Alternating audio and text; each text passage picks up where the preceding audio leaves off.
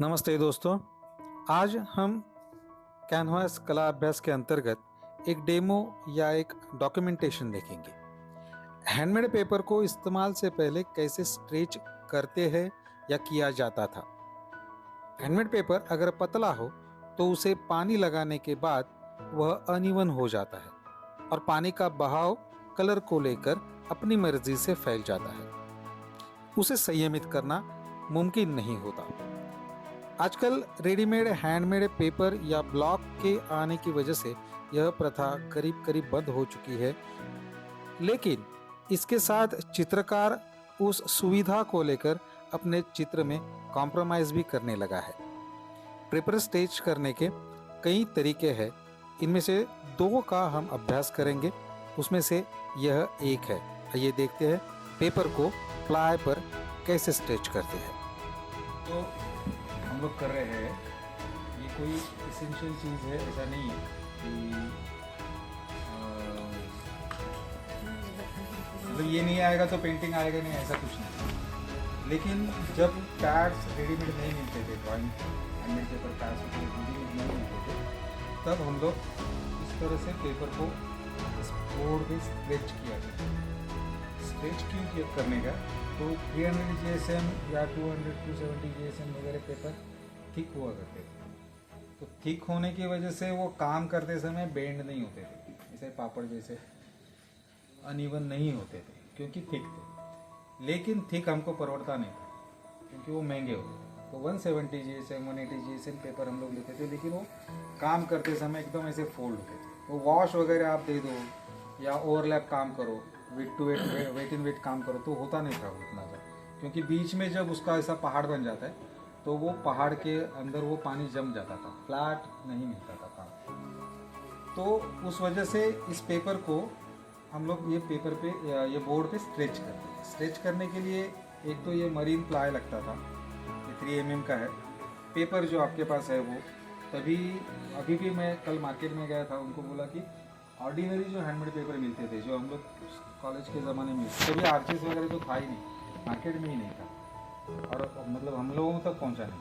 तो वो ordinary handmade paper मिलता था, उसमें रफ और मैट पेपर हुआ करता था, तो वो बहुत पतला हुआ था।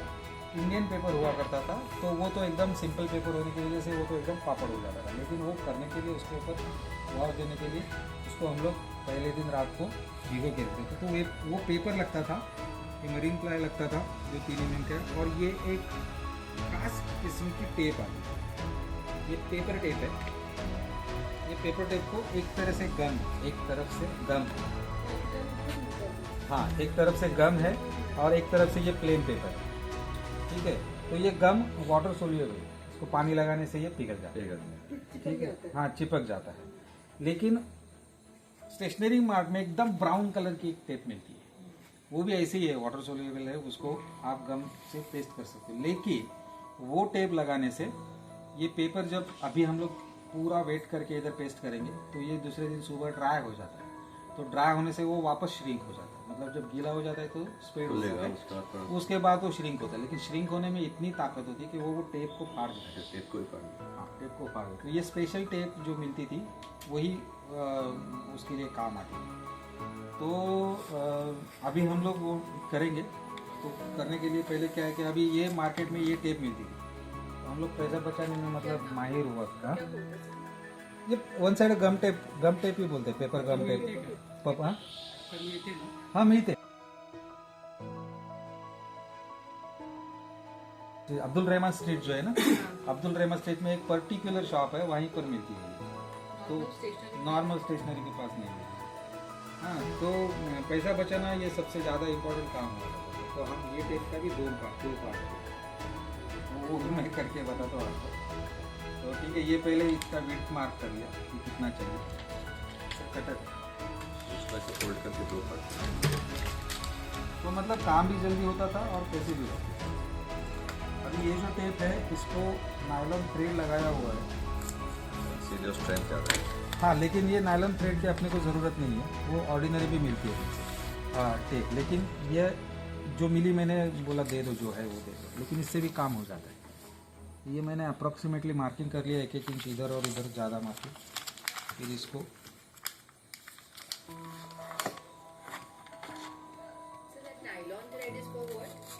It's the स्ट्रेंथ बढ़ाने के लिए। strength of the paper.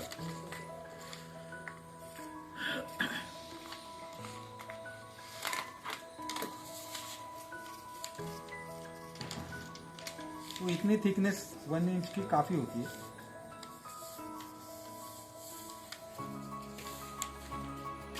तो जिस दिन लैंडस्केप करने के लिए जाना है पहले दिन इसको उसके ready पहले दिन ये सब रात को करने का है। सुबह उठ के तब तक ये ड्राई हो जाता है पेपर जो ये रखा है। So basically we are putting water into this.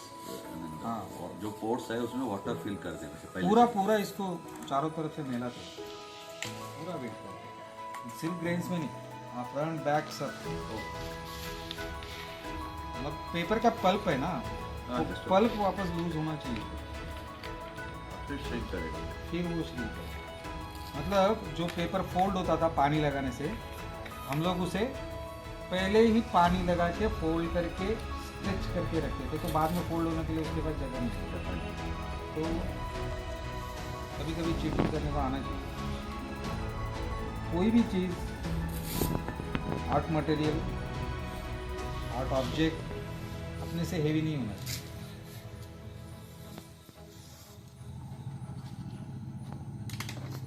ठीक है, तो ये मटेरियल रेडी हो गया। एक स्पंज लगता है नॉर्मल, या पेपर कपड़ा भी चलेगा। इस पेपर को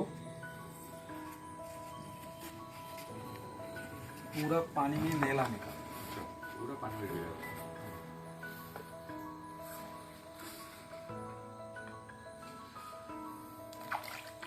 फिर इधर भी थोड़ा पानी लगा के गीला करके लेंगे। ये किस लिए? तो पेपर अगर कुछ क्रॉस बीज हो गया तो हिलाने में आसानी हो जाता है, अदरवाइज वो बोर्ड को चिपक जाता है।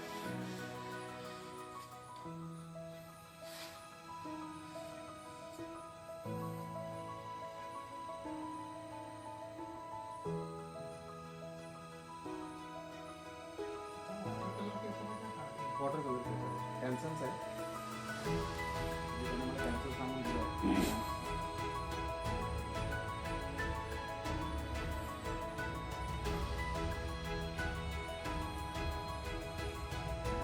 आप पेपर आता, ये पेपर पूरी तरह से गीला हो गया है, इतना काफ़ी है। इसको एक्सेस वाटर निकाल डालने का।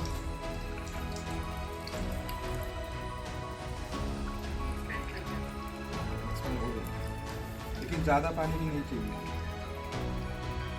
तो अब सारा पानी इधर नीचे की तरफ आया है, तो हम थोड़ा सा इसको ऐसे भी करके तो पानी इधर जाएगा। ये होने के बाद आप इसको, ये काम थोड़ा फास्ट करना पड़ता है, नहीं तो फूल जाएगा। हाँ, और रखते समय बबल नहीं रहना चाहिए अंदर।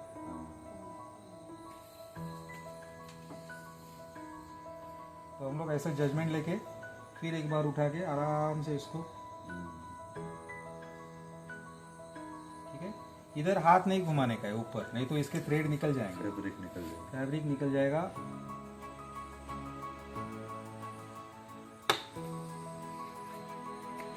ये टेप लेना है, पहले इसको साइड में थोड़ा ड्राई कर लो।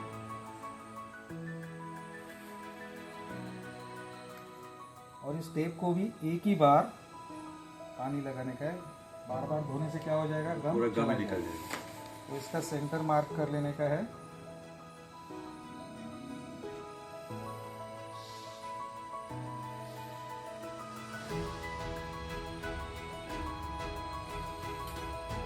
प्रॉपर चिपकना चाहिए। आप इसको सूखे कपड़े से भी कर सकते हो।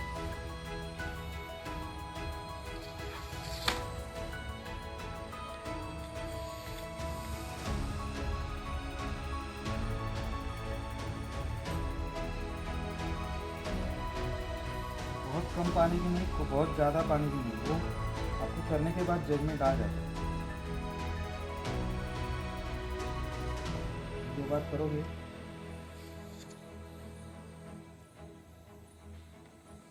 के पेपर में भी ऐसे करने की जरूरत पड़ती है, चित्रपट वगैरह? नहीं, वो नहीं, कम जीएसएम होता है ना, तो करने की जरूरत पड़ती है।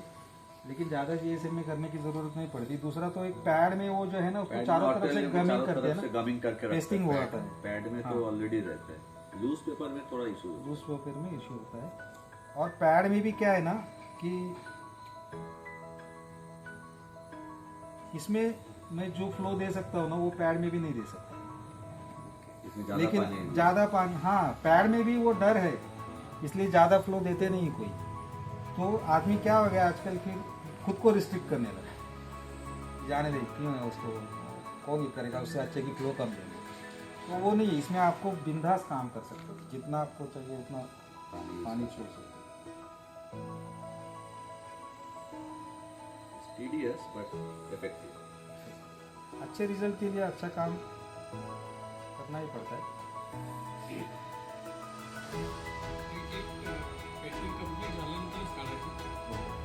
ये टेप निकलतच नाही ॲक्च्युली, आप उस टेप को निकाल नहीं सकते क्योंकि वो चिपकी हुई रहती है। आपको यहाँ से पेपर कट करना पड़ता है, जहाँ पर वो वुड को टच हुआ है ना वहाँ पर टच कट करना। ऊपर से नहीं निकली।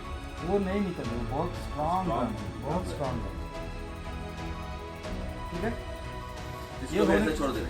हाँ इसको रखते समय वर्टिकल नहीं रखना है क्योंकि इधर का पानी रात में शायद इसमें आ जाता है और फिर इस टेप को निकाल देते हैं। तो इसको रखते समय हॉरिजॉन्टल रखने का है। तो हम लोग बेड के नीचे वगैरह रखते थे, चूहे वगैरह होने नहीं चाहिए। अगर चूहे रहेंगे तो फिर ड्राय काय होने को लग गया। साइड साइड से काय थे Side हाँ से dry शुरू झालं असेल ते। हाँ और ये जो बबल है ये भी एक्सपीरियंस के बाद निकल जाते हैं, लेकिन रहेंगे तो फिर भी कल तक वो एकदम परफेक्ट हो जाएगा। ठीक है, इसको अभी हम लोग रख देंगे। कल सुबह जो पहले उठेगा वो आगे नीचे। सर बेड के नीचे रखेंगे तो पानी तो बेड में चला जाएगा। नहीं बेड के नीचे मतलब कॉट के नीचे। कॉट का नीचे, not bed, not on the bed. Record केलं ना तुम्ही? आपका क्वेश्चन रिकॉर्ड हो चुका है। ठीक है,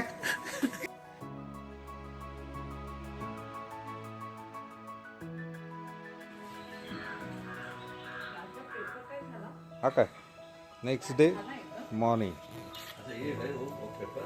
हाँ फ्लैट हो गया ना पूरा, that air bubble is gone. निकाले तुम्ही